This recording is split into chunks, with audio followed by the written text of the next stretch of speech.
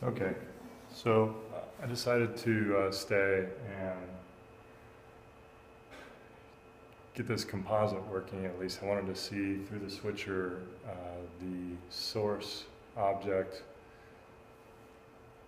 coming in through the camera into the mixer and then being keyed out, then see the composite of the texture material that's coming off the laptop into the mixer and the two together at the very least. So that's what I've done. I have here the source and the texture, and if I pop the texture in, here's a black and white version of it, which is kind of cool. And here's like a sort of pseudo color version of it, although it's doing some sort of blending. Not quite sure what kind of blending, but it is what it is. Then, so the idea would be to be able to move the object on the stage and have the texture process move with it. So this is kind of a very rudimentary demonstration of that concept, and it's all a matter of how much I can control it as to what that result looks like. But you get the idea. To keep the texture on that surface simply requires the acknowledgement of the moving of that key and then the moving of the surface within that key. Additionally, I think then it could be output to projector and then mapped onto the object as well. In fact, I think I'll try that as my next test. In the meantime, we just continue documenting.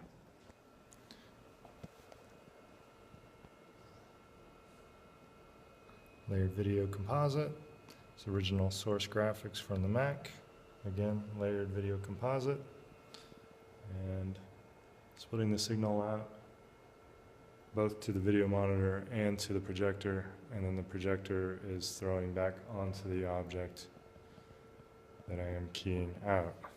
So a live video key with a moving texture fill is the goal, and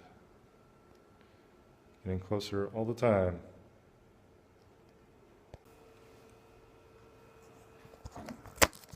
In the meantime, we just continue documenting.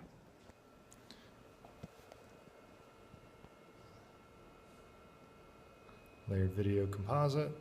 It's original source graphics from the Mac. Again, layered video composite.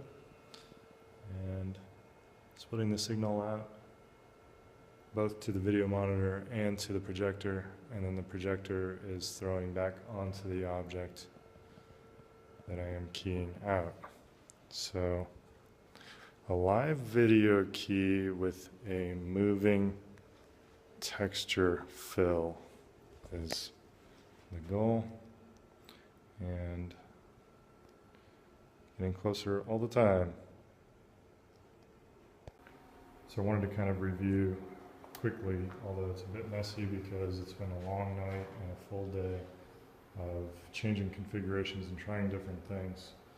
Coming out of the camera, robotics camera via SDI.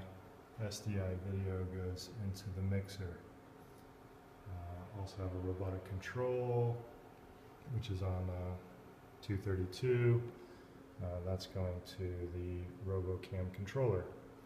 The switcher is really where a lot of the magic's happening. I've got the SDI coming in from the robotics camera. I've also got a DVI coming in from the laptop, and then a DVI coming out of the mixer, and that output is going to an HDMI splitter so that I can split the signal to both the video screen so I can see what I'm mixing, as well as to the projector so that I can get an image back onto the surface.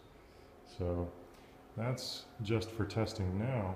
The missing piece is actually to run that into the Mac and through Mac's MSP have it track the motion and keep the textured surface on the object, spit that out of another DVI cable that would then go into the projector.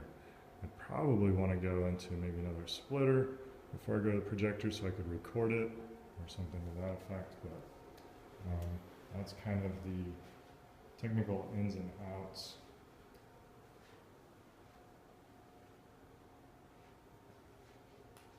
All right, going home.